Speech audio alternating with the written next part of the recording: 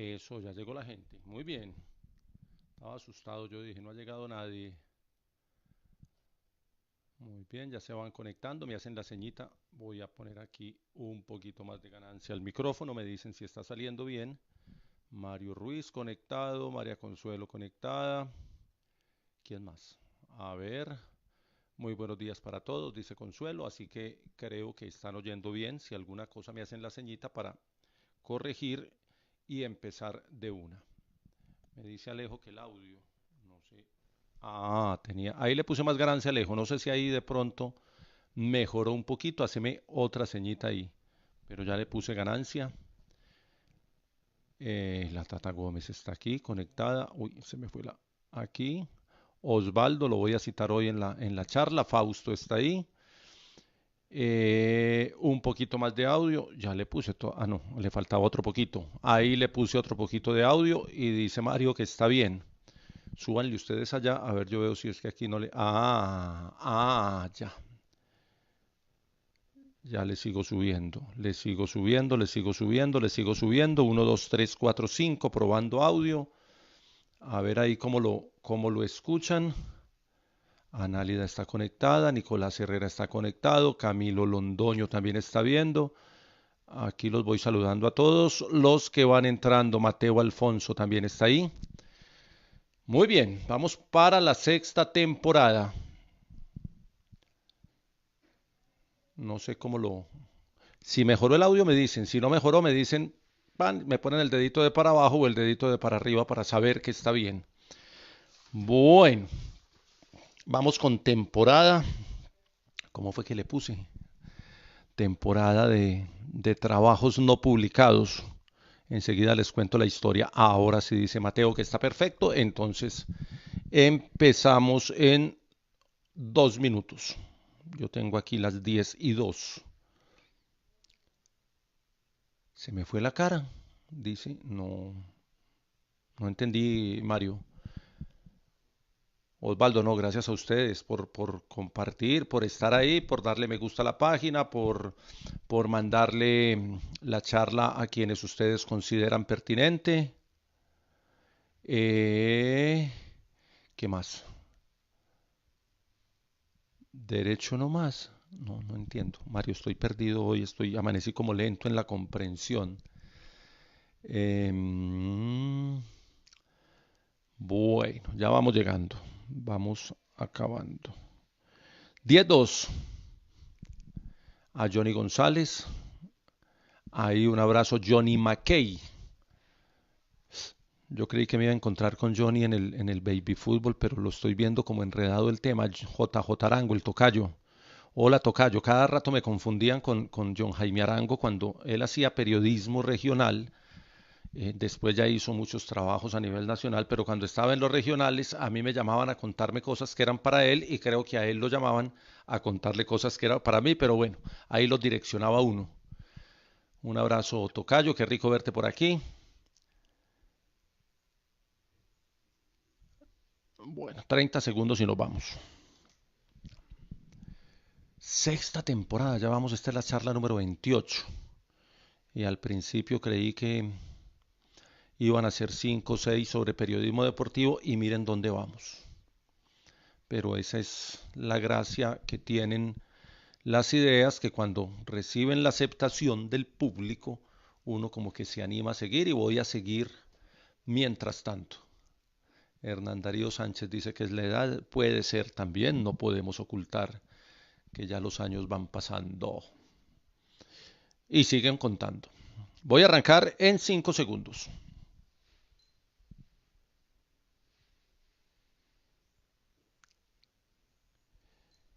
Muy buenos días, bienvenidos a las charlas de J. Hoy es la charla número 28 y comienza la sexta temporada. En esta temporada, aunque no he anunciado todos los temas, los voy a contar aquí de entrada para que empecemos a programarnos y agendarnos. Vamos a trabajar lunes festivos porque junio tiene 3 lunes festivos en Colombia, el de hoy es el primero, entonces vamos a aprovechar los 3 lunes festivos y los jueves y vamos a hacer 5 charlas de una temporada que he llamado la temporada de trabajos no publicados. Cuando hice la especialización en la Universidad de Antioquia en periodismo investigativo por allá en los años finales de los 90, con una galería de profesores totalmente admirable. Estaba Patricia Nieto, estaba Abello, nos trajeron bueno, a varios referentes nacionales e internacionales. Y en esa especialización hice un trabajo que se llamaba La Otra Carrera, tratando de mostrar el otro lado de los deportistas que en esos años 90 hacían una carrera deportiva, pero no tenían los recursos, los apoyos del Estado que de pronto tienen hoy, que siguen siendo escasos y siguen siendo bajitos.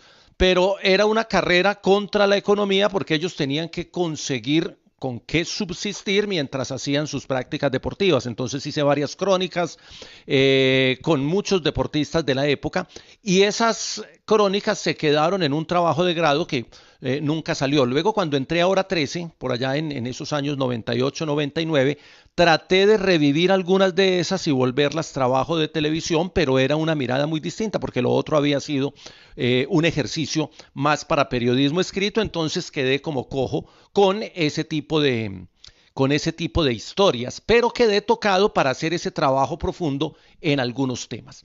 Algunos temas que he trabajado y no he publicado es el tema del doping, que le he metido el diente desde hace muchos años.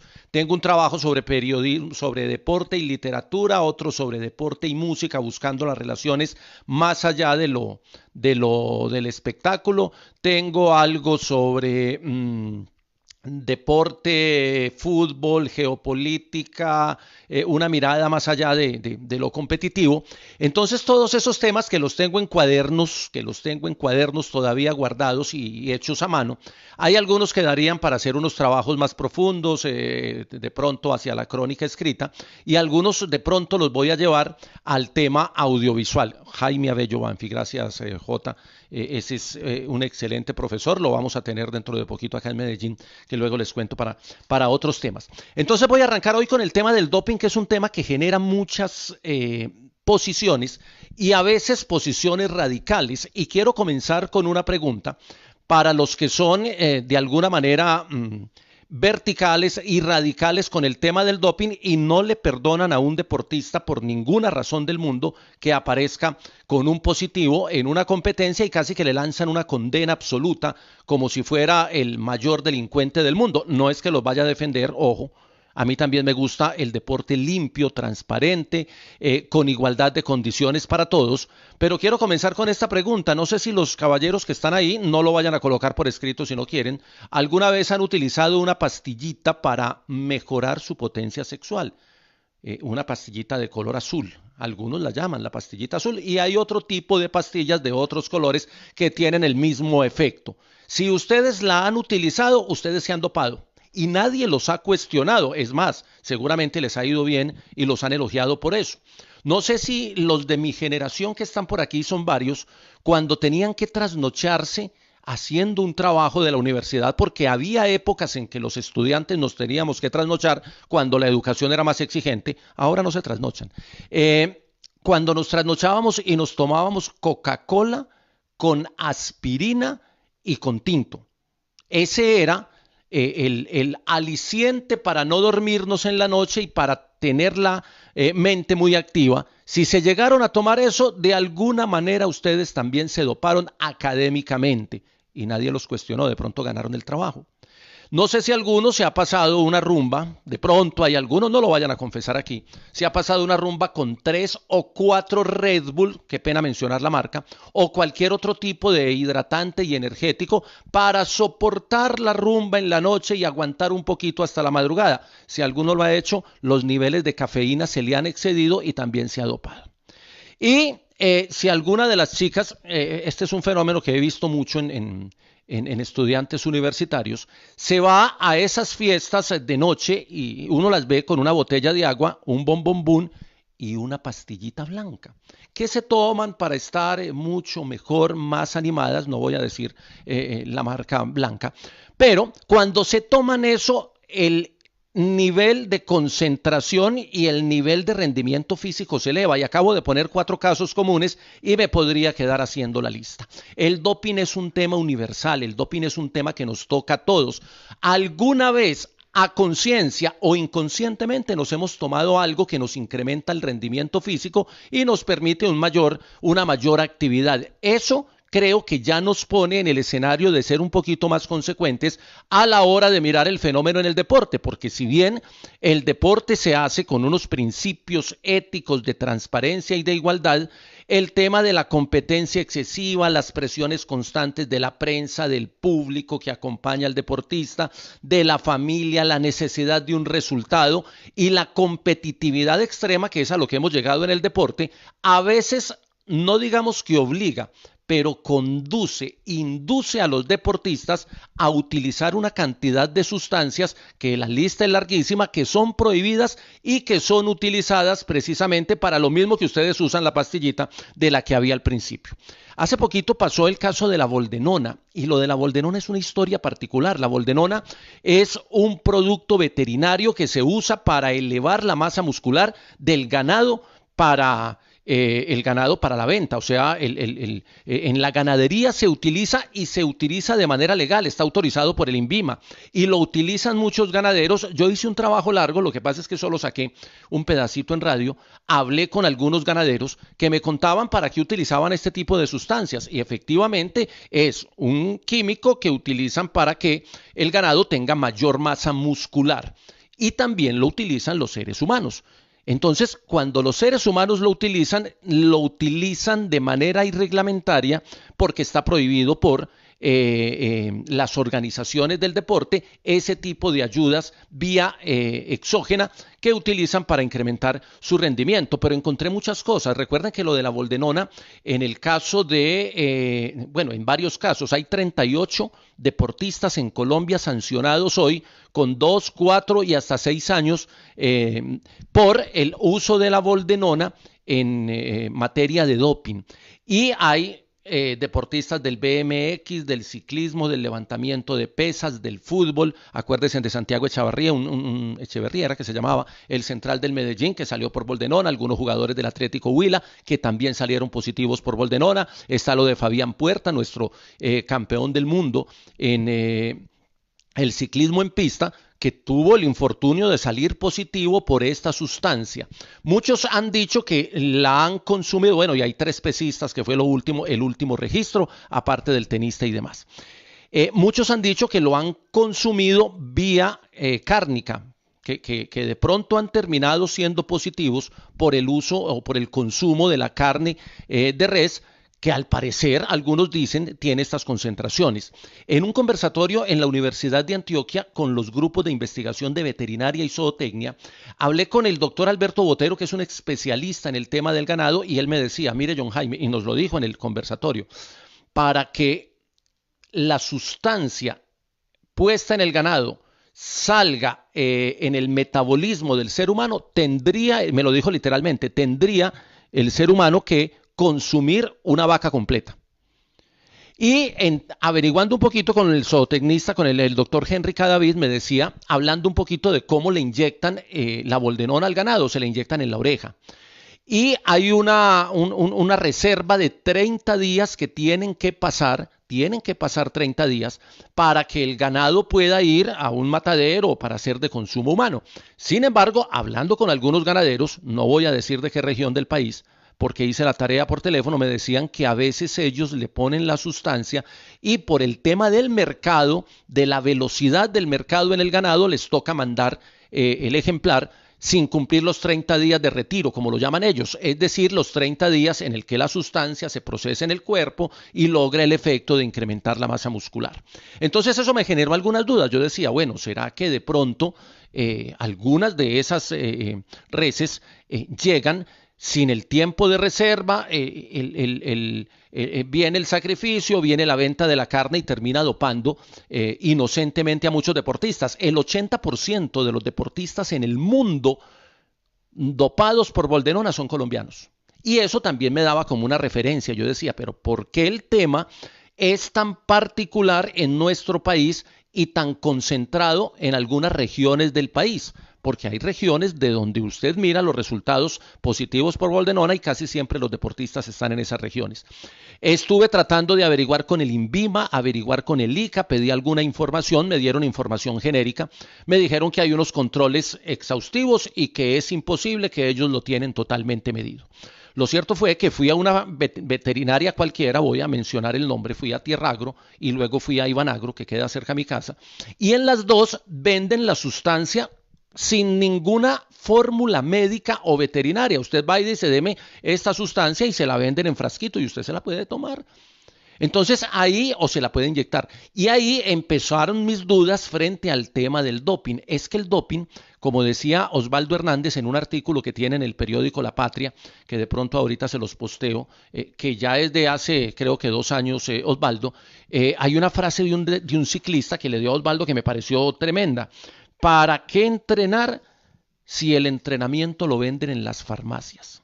Las sustancias dopantes, casi todas son de uso comercial, porque no están hechas químicamente como sustancias dopantes, sino que están fabricadas para cierto tipo de tratamientos, para cierto tipo de seguimientos y para cierto tipo de enfermedades. Lo que pasa es que cuando se descubre que utilizan o que se pueden utilizar para generar algunos resultados de mayor rendimiento en el cuerpo humano, aparecen todos estos fenómenos que hablé ahora de la alta competencia, de la falta de información, de algunos profesionales de otras áreas, entrenadores, médicos, preparadores físicos, kinesiólogos, que muchas veces en situaciones donde el deportista es ingenuo y no sabe qué le están poniendo, terminan inyectándolo con alguna cosa que le va a salir positivo. El primer problema es que el doping se consigue en cualquier farmacia, en cualquier tienda veterinaria. En ese mismo trabajo sobre la boldenona estuve averiguando con el tema de los gimnasios, porque resulta que en los gimnasios o centros de rendimiento, como lo llaman ahora, de acondicionamiento físico, en muchos de estos gimnasios, incluso dentro de las instalaciones del gimnasio, ustedes ven que venden unos tarros, unos elementos para mejorar el rendimiento físico. Algunos de ellos obviamente cumplen todas las normas del INVIMA y todo el reglamento, pero muchas de esas son sustancias concentradas de boldenona, precisamente la misma sustancia, que las venden en cualquier gimnasio y que muchos de los que practican el físico-culturismo o el culto al cuerpo o simplemente muchos de los que van a gimnasios los utilizan a conciencia sabiendo que les puede generar un beneficio, entre comillas, para su condición física porque les permite sacar más masa muscular. Entonces el tema se vuelve más complejo. Hay una operación de la policía, de la Interpol a nivel internacional, donde descubrieron que la boldenona viene empacada en tarros de nutrición, como la llaman ellos, para este tipo de actividades físicas y rastrearon una red que hay en Colombia, donde ya tienen presos 2 o 3, pero es una cosa que viene de Tailandia, viene de Asia, pasa por París y todo eso tiene sellos y reportes como si fuera legal su uso y como si las concentraciones que trae de químicos fueran los que el cuerpo resiste sin exceder las cosas permisivas. Entonces ahí ya viene, claro, aquí me dice Osvaldo y es cierto, en Colombia no es delito en términos jurídicos el consumo o la venta de sustancias prohibidas para la práctica deportiva. Apenas están en discusión, creo que en la Cámara de Representantes ya entró el tema de una ley para combatir los asuntos de doping. Pero yo quiero ir más allá del tema del doping porque estuve mirando y estuve haciendo la investigación. Hace poquito salió un acápite de la operación Aderlass, que es una operación que se hizo en Austria con unos esquiadores y unos patinadores sobre hielo después de los Juegos Olímpicos de Invierno, que todos salieron con alteración de sus muestras de orina y de sangre y estuvieron rastreando y llegaron a la conclusión en esa operación que hay una sustancia que es prohibida, que tiene algunos componentes anabólicos, pero que la sustancia no está nombrada, es de fabricación americana, es Made in USA, y esa sustancia es con la que se están dopando o se estaban dopando esos patinadores, esos esquiadores y empezaron esa operación que empezó a rastrear diferentes deportistas. Ahí cayeron Stefan de Nilf, que era un ciclista de buen rendimiento, clasicómano, George Preyler, Christian Durasek, Christian Koren. aparecieron 4 o 5 ciclistas involucrados. Luego de haber hecho el lado de los deportes de invierno, empezaron con los deportes de verano y aparecieron varios. Incluso hay uno de esos ciclistas que antes de que le abrieran la muestra dijo: no, yo sí me dopé y me dopé con esa sustancia americana, no me investiguen. Y se declaró culpable antes de que le abrieran la muestra, precisamente para evitar que le abrieran, y viene pues todo el desprestigio, la sanción y demás, y se sometió a la sanción. Quiere decir que reconoció que se había dopado. Y frente a esa operación, hace poquito, la semana pasada o antepasada, dijeron que la UCI le había ordenado a una organización que es la Cycling Anti-Doping Foundation que abriera los frascos del Tour del 2016 y del 2017 cuando le ganó Froome a Rigoberto Urán por 58 segundos, ese Tour de Francia. Y entonces aquí alegremente empezamos a decir: no, entonces Rigo va a ser campeón del Tour. No es tan sencillo, porque la orden de abrir los tarros o los frascos es para abrírselos a todos los que participaron en ese tour y que tienen muestras en esa ocasión. Entonces voy a ir, ese es como el contexto de lo que hemos visto en estos últimos días, pero hay unos temas bien particulares en el doping. En el Comité Olímpico Internacional tomaron la decisión de guardar las muestras de sangre y de orina, porque recuerden que el doping se detecta por 2 vías, vía de orina. La orina identifica agentes exógenos, o sea, agentes que uno se mete a su cuerpo, que vienen de afuera, y es decir, cuando usted se toma una pasta, eso lo marca la orina. Pero la muestra de sangre es la que identifica los factores endógenos, o sea, los que usted no consume por vía oral, sino los que se inyecta. Usted se los inyecta en la sangre y ellos van haciendo su proceso, y esos no los identifica la orina. Entonces, durante mucho tiempo, cuando solo se hacían muestras de orina, era muy fácil engañar a quienes hacían las muestras, porque en la orina no iba a marcar. Cuando empezaron las muestras de sangre y el Comité Olímpico Internacional decidió que las muestras se conserven durante 8 años, que ese es un tema bien complejo, porque usted puede estar dopado hoy y ser descubierto después de 7 años. Y los deportistas que van a unos juegos firman un documento donde autorizan a que sus muestras se guarden durante ese periodo, y obviamente el Comité Olímpico Internacional, cuando tiene alguna duda, hace abrir las muestras y los paquetes para identificar si durante el tiempo pasado, porque seguramente hay químicos que no tienen la manera de ser detectados hoy, pero con el avance de la ciencia a los 4, 5, 6 años se pueden detectar. Es el caso de la sustancia esta americana, que todavía no la han podido bautizar porque no la han podido identificar bien. Lo que se han identificado es que se utiliza, y que se utiliza en cantidad. Muy bien, habría muchas historias. Voy a postear ahorita el documento de Osvaldo, que es muy interesante, donde habla de cómo abiertamente hay personas que en las carreras de ciclismo en Colombia van en una moto repartiendo y vendiendo las muestras, y el lote nacional lo sabe, y algunos obviamente les compran, otros no, porque siguen los lineamientos de sus equipos o de sus directores técnicos, que quieren defender el deporte limpio, pero hay otros que no. Algunos se dopan por iniciativa propia, otros por recomendación, y hay gente que lo vende en cualquier parte, como pasa en los gimnasios y como pasa en muchas partes, o en las fiestas de discotecas. Cuando se puede ir a discotecas ya están cerradas, pero en las puertas te vendían las pastillas. Todos hemos visto ese fenómeno, y aquí nadie puede decir que es totalmente purista y que eso nunca lo ha observado o que no lo ha visto pasar. Lo hemos visto, las venden en cualquier parte, en cualquier universidad. El tráfico de sustancias para incrementar la condición física o mental se consigue en universidades, en gimnasios y en cualquier parte del país, porque, como decía Osvaldo ahora,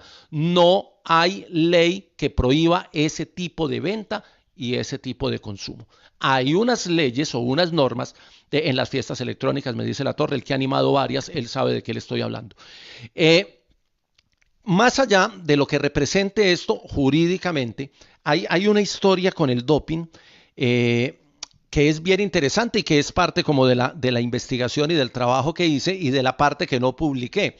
Resulta que en la antigua Grecia los deportistas consumían criadillas, testículos de todo tipo de animales, porque según la mitología griega eso les generaba mayor rendimiento mayor condición física para ir a los Juegos Panhelénicos, y ahí ya esa era una manera sutil de sugerir que desde el tiempo muy antiguo y desde que comenzó la actividad deportiva, ya los deportistas estaban buscando la forma de rendir más. Puede que eso no sé si marque alguna particularidad como doping, pero sí como estímulo para el rendimiento físico. En Roma las cuadrigas, las carreras de caballos, donde iban los jinetes en un cajoncito y los caballos tiraban, a los caballos les hacían una alimentación especial a base de ciertas hierbas naturales que también generaban ciertos productos químicos, y los caballos terminaban teniendo mejor rendimiento,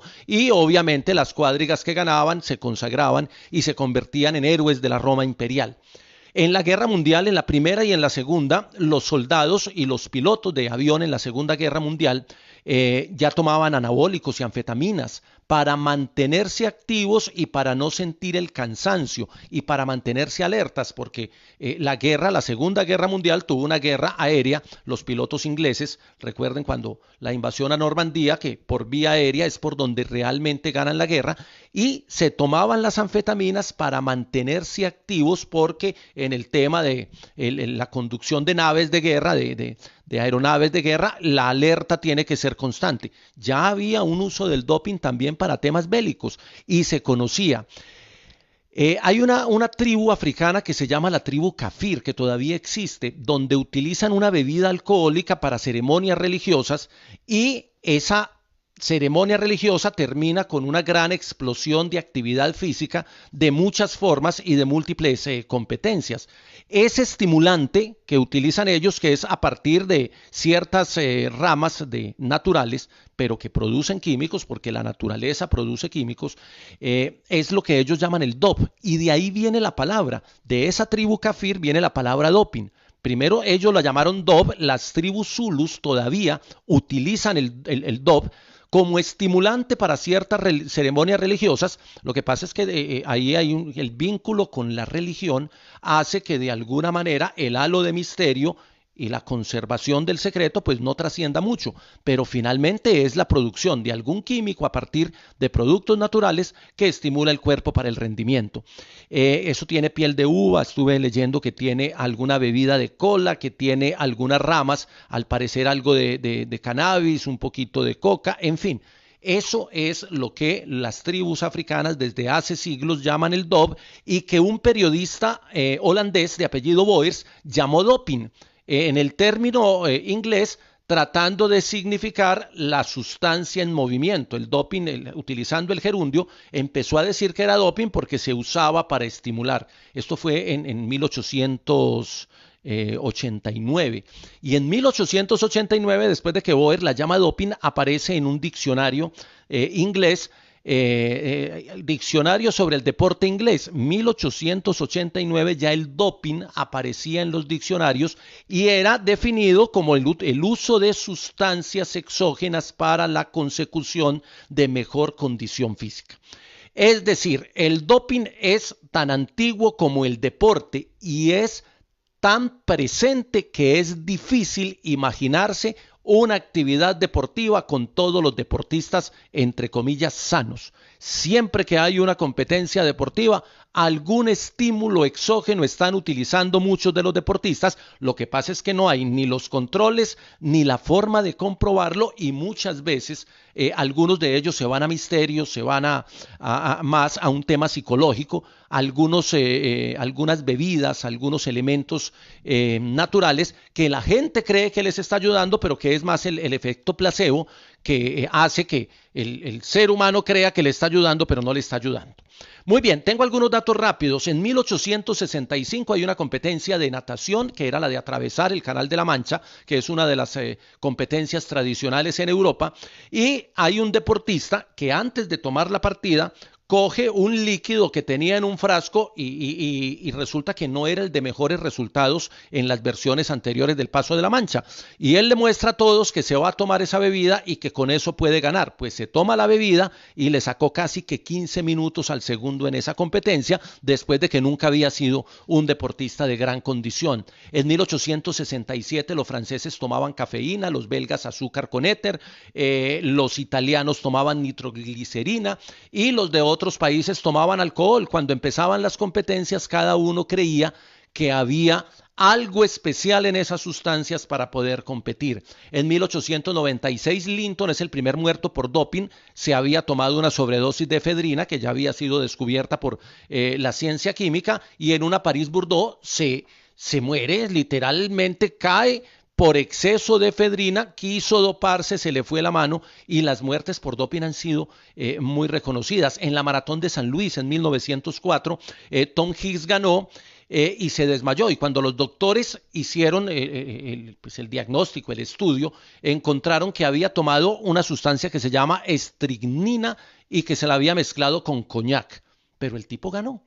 Y en esa época, en 1904, fue el ganador de la Maratón de San Luis, y no le quitaron el título porque haya tomado esas sustancias, porque en ese momento no había una legislación frente al tema. Las anfetaminas se descubren en 1920, en los Juegos Olímpicos de Invierno del 52 encuentran en los hoteles donde estaban los deportistas ampollas y jeringas en gran cantidad, y esto ya preocupa al Comité Olímpico Internacional.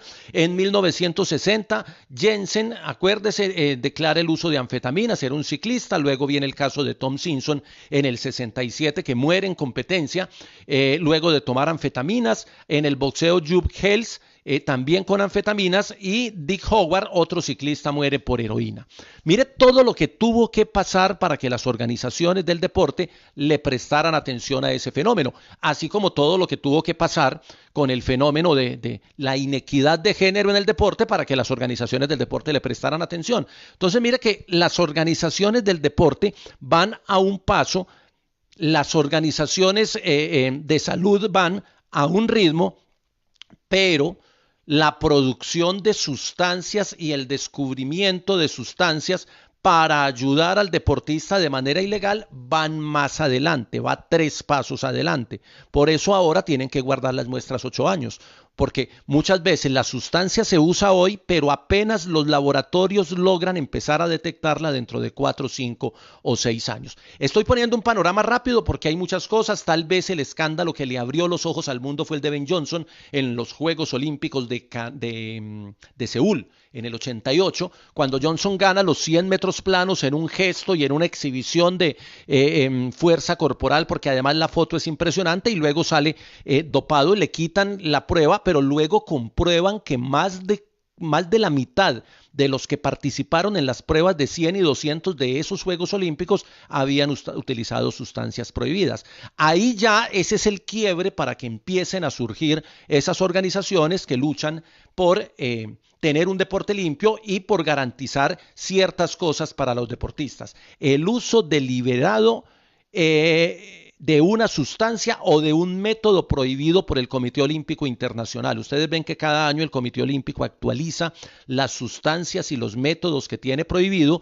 La transfusión de sangre es tal vez la más conocida con el caso Armstrong, pero hay muchas historias y muchos químicos y muchos métodos que se han utilizado y que han sido prohibidos por el Comité Olímpico muchos años después de haberse utilizado. O sea que hay muchas competencias en la historia de la humanidad que fueron ganadas por deportistas que utilizaron sustancias o métodos que todavía no estaban prohibidos, pero que estaban alterando su condición física o mental, y que obviamente generan unos resultados en inequidad de condiciones para sus rivales.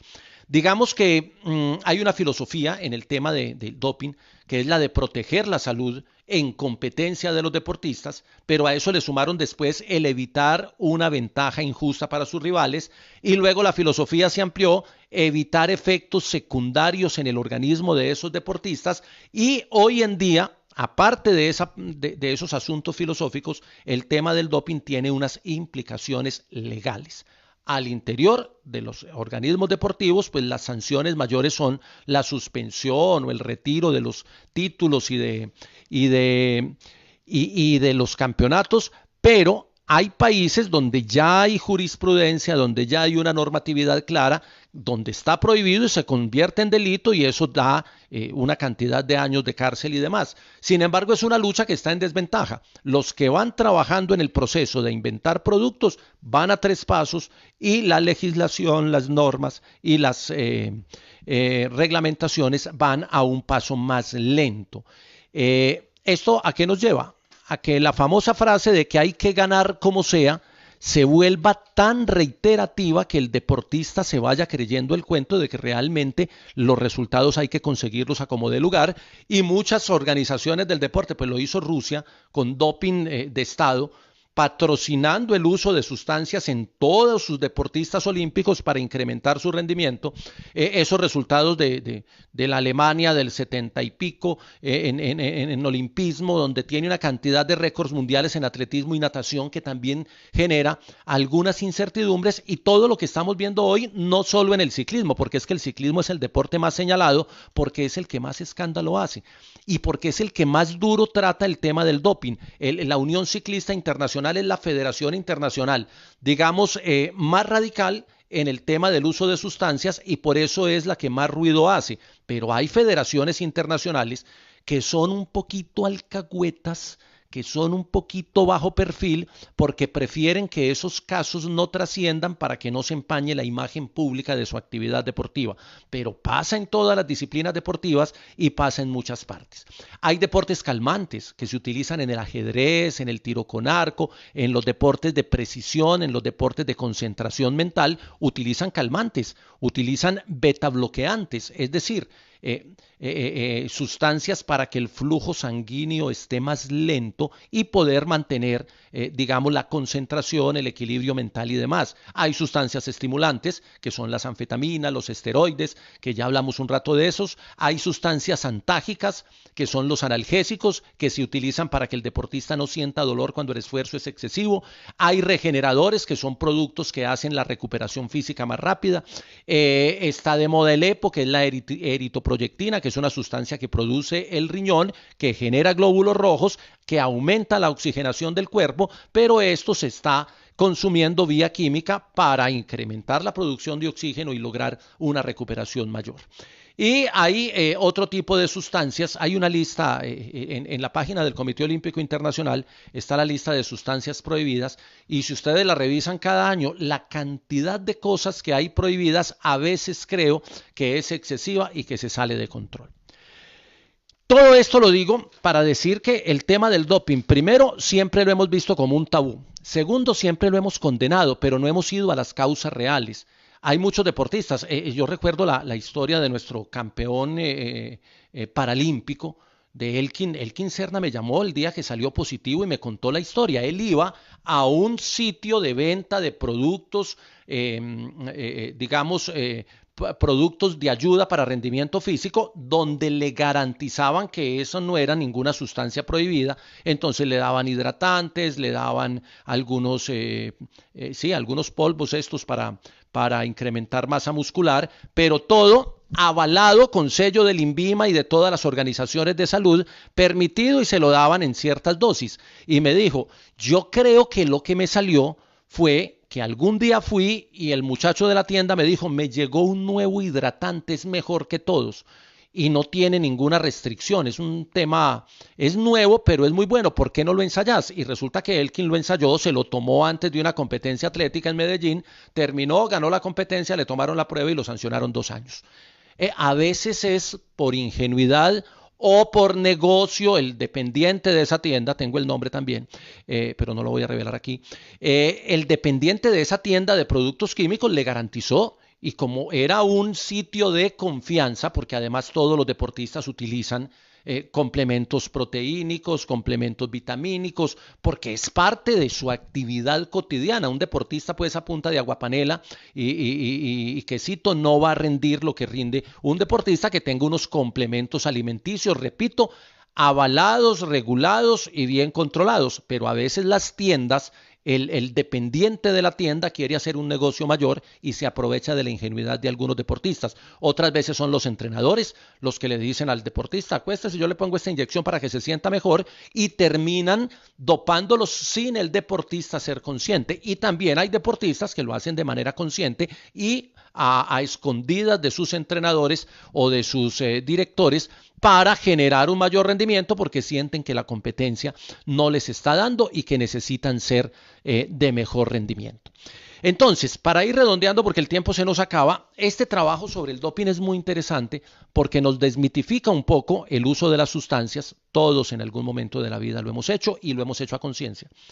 Segundo, porque lo miramos de manera despectiva y condenamos al deportista y decimos, vea, claro, con razón, pues cuidado, cuando salió lo de Frun con el salbutamol, que ese es un tema bien particular, es que el deporte es tan particular que tiene unas sustancias prohibidas y otra lista de sustancias permitidas. Ese tema no lo podía dejar de tratar. El movimiento olímpico y muchas federaciones tienen una lista de sustancias permitidas, por ejemplo el salbutamol, que es un inhalador que utilizan las personas que sufren de asma, que limpia las vías respiratorias porque dilata.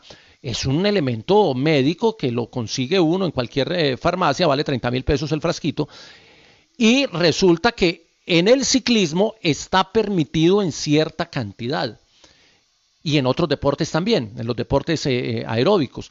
Está permitido, sustancia permitida. Usted lo puede usar, pero hasta tanta cantidad. Y uno dice, ¿pero cómo que está permitido? Claro, está permitido con fórmula médica. Si el deportista lleva una fórmula médica y demuestra que es asmático, entonces le permiten usar el salbutamol y en cierta cantidad para que no se exceda en su consumo, que fue la gran polémica cuando Frun salió con uso de salbutamol, que además aparentemente la sustancia, la cantidad era superior. Pero ese tema de las sustancias permitidas ha hecho que en el lote del ciclismo mundial el 30% sean asmáticos, que es un dato real. 30% de los ciclistas en el mundo son asmáticos para poder ingerir un poquito de salbutamol en las competencias. Entonces, mire que ese tema, ahí empieza uno a decir, bueno, pero ¿por qué es permitido? ¿Por qué no? Entonces vienen los conceptos médicos que son valiosísimos. Si el deportista tiene un cuadro de asma, pues tiene que, pero es que usted asmático para subir al Mortirolo o para subir a Mont Ventoux, ahí es donde uno dice, no, qué tan asmático es o qué tanto no. El doping es trampa, es utilizar una sustancia exógena al cuerpo, es ayudarse con otro tipo de cosas para rendir más, y pone en desventaja a los rivales que no se toman ese tipo de sustancias porque practican un deporte limpio. Pero la reflexión no es condenar a quien la usa o a quien sale positivo, darle la espalda y olvidarse de él, como han hecho con gran cantidad de deportistas en Colombia, empezando por Echavarría, que nunca le quisieron ayudar con el tema de la defensa y se tuvo que tragar sus 2 años de suspensión en el Independiente Medellín, siguiendo por Fabián Puerta, que se estaba gastando sus ahorros de toda su vida, de su rendimiento deportivo, en pagar unos abogados porque lo dejaron solo a nivel de organizaciones del deporte. Entonces, hay que hacer una reflexión profunda. ¿Qué hacer con el tema del doping? Porque si se prohíbe todo, que se prohíba todo, pero si hay sustancias permitidas y sustancias no permitidas, ya el tema empieza a ser complejo. 2, que las organizaciones del deporte se pongan de acuerdo todas. No puede ser posible que por cierta cantidad de boldenona al pesista le metan 6 años y al de otra disciplina deportiva le metan 1. O ni siquiera lo sancionen, le hagan una advertencia o una reconvención. No, si es doping para un deporte, que sea para todos y que sea unificado, porque si no, el ciclismo y otros deportes van a cargar el lastre de ser los deportes donde mayor cantidad de dopados hay, cuando no es tan real, cuando los hay en otras, pero no se divulga o no se sancionan igual. Hay que hacer un mea culpa y todos estamos involucrados en eso, porque cuando el deportista no rinde, todos empezamos a decir, se acabó, ya no sirve, ya no le da, y muchas veces no le da y no rinde es porque los que están al lado de él están rindiendo por otro tipo de circunstancias. Hay que cambiar los juicios. Miren con el tema de la cafeína, que es una discusión profunda. ¿Hasta dónde se permite, hasta qué cantidad de cafeína se permite en concentración para que sea válida o para que ya sea doping? Los que tomamos tinto todo el día sabemos que el tinto nos ayuda. Yo no sé si uno con 7, con 10, con 12 tintos que se puede tomar un tintero como yo al día, salga dopado o si esa concentración no alcance, pero sí habría que hacer un estudio más a fondo de hasta qué cantidad de consumo es permitido. El tema de la boldenona. Bueno, el INVIMA que se pellizque, el ICA que empiece a hacer control en los ganadores. Repito, yo tengo testimonios que no puedo divulgar los nombres de ganaderos que me han dicho, yo he inyectado las vacas y las he tenido que mandar a los 8 o 15 días por un asunto de venta, de lote, que me resulta, y entonces y van al matadero y seguramente se van con su inyección en la oreja y el que coma caldo de oreja queda condenado. Podría ser. Pero también hay que hacer un tema de educación con los deportistas y de ahondar en el fenómeno porque creo que es un tema complejo, de difícil manejo y no basta con condenar públicamente, con hacer juicios frente al deportista que sale con alguna sustancia, sino que hay que mirar unas razones mucho más de fondo. Ese es uno de los trabajos que tengo ahí, tengo un cuaderno lleno con esos temas, algún día o un artículo o una crónica, algo haremos con esto, porque ya he avanzado en el tema, tengo algunas cosas, el tema de la legislación lo estaba mirando ahora, en Colombia ya había ley, Osvaldo, la ley 845 del 21 de octubre del 2003, normas de prevención y lucha contra el dopaje, fue la primera legislación que se hizo. Me dice Osvaldo Hernández que 7 tintos cargados de café marcan. Osvaldo, a esta hora no soy positivo, pero a las 6 de la tarde lo seré. Entonces, no, a las 6 no, va a las 10 de la noche. Y la ley 49 de 1993 dicta otras disposiciones en tema con el dopaje. Ya se ha legislado, lo que pasa es que las sanciones no son tan fuertes. Yo creo que es un tema de conversarlo más, de que los deportistas, los entrenadores, los clubes, las ligas, las federaciones lo pongan sobre el tapete, que sea de constante conversación, de constante debate y que las organizaciones involucradas, en el caso de la Boldenona, el ICA, Fedegan, que se pellizquen, que empiecen a mirar bien, a revisar, a hacer controles.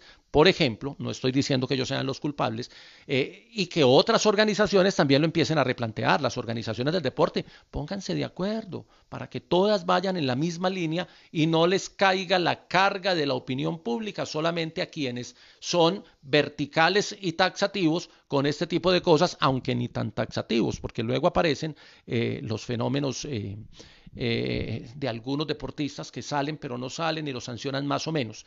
Y también es un tema jurídico, porque esto se ha vuelto que quien tiene la capacidad económica de pagar el gran abogado sale ileso, pero quien no tiene esa capacidad económica, como los pesistas nuestros, les toca aguantarse o tragarse el tema jurídico. Muy bien, cierro ahí, no sé, voy a leer algunos comentarios. La Torre, muchas gracias por el comentario. Lo de los 7 tintos de Osvaldo, yo no sabía lo de los 7 tintos y yo me los tomo cargados. ¿Qué debería hacerse? ¿Un congreso mundial? Mauro, ¿cuál es la conclusión? Ahí por eso no he publicado nada, porque no tengo hacia dónde enfocar. Yo la verdad, si me lo preguntas hoy, Mauro, no le veo salida. Creo que es un tema más de educación, de conversación, de debate, pero hay que hacer congresos mundiales y buscar que las reglas de juego sean las mismas para todos, pero también yo no sé, es que eso con más de 1000 sustancias prohibidas, a veces el control se vuelve muy difícil. Miren que el laboratorio de Colombia sigue cerrado, el laboratorio antidoping, entonces hay que mandar las pruebas, hay que mandarlas para Centroamérica o para Estados Unidos y eso vale, creo que son $1,500 cada muestra, entonces se vuelve muy difícil hacer control en muchas disciplinas deportivas y hacerle control a todos. Entonces también hay que revisar el tema de los costos, de que no valga tanto la prueba, porque si vale tanto, pues no se hacen muchas las organizaciones o los eventos deportivos no tienen esa capacidad. Hay mucho que hacer. Yo no tengo la fórmula, Mauro, pero creo que sí hay que tocar el tema más frecuentemente porque se nos está volviendo paisaje y se nos está volviendo condena. Vea, ahí salió positivo aquel, claro, con razón ganaba y con eso lo dejamos cerrado. Ahí creo que nos falta. Lo de la legislación hay que mirar cómo sale. En ajedrez existe un concepto llamado el doping electrónico, el uso ilegal de tecnología para el análisis de posiciones durante la competencia. Ese es otro tema, Diego, el doping electrónico, el doping mecánico, el doping psicológico. Hay una cantidad de teorías hoy y de ayudas exógenas que están prohibidas. Mire que esto está chévere. En el ajedrez, lo que dice Diego, lo del doping electrónico, se ayudan de un ordenador para que haga el análisis de la partida y ellos obviamente tener una claridad frente al juego. Pero en el ajedrez es prohibido, pero en el ciclismo es permitido. Usted va con el potenciómetro y el potenciómetro va conectado al carro del entrenador, los equipos que tienen para pagar potenciómetros y para pagar tecnologías. Por eso es que es injusto. Entonces le hacen la lectura y entonces le dicen a Froome, acelere, pare, no importa que se quede, usted recupera ahora, mantenga el bateaje. Y funcionan casi que, entre comillas, mecánicamente en carretera, porque no van por sensaciones, sino por componentes electrónicos. Ese sería otro tema de debate. Hasta dónde es permitido el uso de ayudas para saber la condición, aunque es un desarrollo de la tecnología y debería usarse. Tiene más ventajas el equipo que tiene toda la tecnología, que tiene los GPS, que identifica la posición del corredor, por dónde viene el rival, a cuánto viene, mucho más allá de lo que se ve en televisión. Esas son tecnologías, pero vale la pena la discusión sobre si es o no es doping electrónico o si eso no es injusto frente a la equidad de condiciones en la competencia, que es uno de los principios éticos del deporte. Dice aquí, bueno, saludo para Omar. Osvaldo, hay muchos técnicos y marcas que inciden en un positivo sin formación, presionando por falta de resultados. Sí, es que el uso del doping no es por gusto, es la presión excesiva de los resultados. Beethoven, nos dice Luis Eduardo, Beethoven tenía por costumbre tomar una taza de café antes de sentarse a componer. Su especialidad preferida era el café cargado, hasta el punto que solía contar los granos que usaba para prepararlo, teniendo que añadir hasta 70 granos por taza. Beethoven también se dopaba como yo con el café. Hay mucho tema. ¿Qué tanta corrupción hay en estas entidades? Pregunta Tata Tobón. Toda. Hay mucho que discutir frente a las organizaciones que controlan el tema del dopaje. El hecho de que destapen, voy a ponerlo con el tema del ciclismo, el hecho de que destapen la muestra de Froome y no la muestra de sus rivales ya es un tema de posición política. Estoy poniendo un ejemplo, no estoy diciendo que vaya a pasar eso. No, si los van a examinar, si van a examinar a los ciclistas, que los examinen a todos. Pero no puede ser solo al que gana o al que es el líder de la general, porque es que el que llega de último también se pudo haber dopado, pero no le pudo haber funcionado, porque eso no garantiza que el hecho de inyectarse o de tomarse algo te ponga en la mejor condición. A veces les cae mal, o como dicen los mismos deportistas, le cae atravesado. Entonces, ¿por qué estudian solo al que gana y al que llega de último no? Debería ser equitativo y para todos, pienso yo. ¿Es muy costoso? Sí, pero hay que buscar las fórmulas y hay que trabajar con las entidades de químicas, laboratorios y demás para buscar la forma de que todos puedan ser estudiados o todos en la cama o todos en el suelo, porque cuando el directivo es el que está definiendo a quién, pues ya empieza a ser un tema bastante delicado y bastante complejo. Y que sea el del mayor resultado tampoco garantiza que el otro no lo haya usado. Ahora, quiero cerrar con una frase de don Julio Arrastía Brica, que dijo alguna vez en una transmisión, vos podés, un burro dopado nunca te va a ganar un derby, hablando de carreras de caballos, y decía, un burro dopado nunca te va a ganar un derby, haciendo de alguna manera referencia a que un deportista que no tenga condición, por más doping que se meta, no va a lograr el mejor resultado del mundo, pero también es un tema discutible. Bueno, aquí ya hay otros ejemplos que nos pone Luis Eduardo, los voy a recopilar porque me sirven para este trabajo. Ya habíamos dicho el de Beethoven, el de Napoleón, por aquí hay otro datico que vi arriba, lo de Voltaire, hay Balzac, ¿cuántos escritores no utilizan elementos exógenos para lograr la inspiración? Lo mío por lo menos es distinto. Bien, Hernán Darío Usquiano está conectado, un abrazo para Hernán, el hombre de las fiestas. Bueno, muchas gracias, cerramos esta intervención, 48 minutos entre los aportes de ustedes y lo que tenía. Voy a seguirlo trabajando, algún día haré lo del doping. No sé si meterme con el tema de deporte y literatura para el jueves o deporte y música, que lo tengo ya muy adelantado. Voy a mirar, pero voy en esa línea, tratar de buscar esas profundas relaciones, más allá de decir pues que los deportistas, hay deportes con música y deportes sin música. Creo que hay mucho para profundizar ahí. Ícaro, sí, ya lo vimos en Netflix, está, lo de Marco Pantani es una cosa impresionante. Hay muchas historias. El deporte está ligado al doping y el doping está ligado al deporte.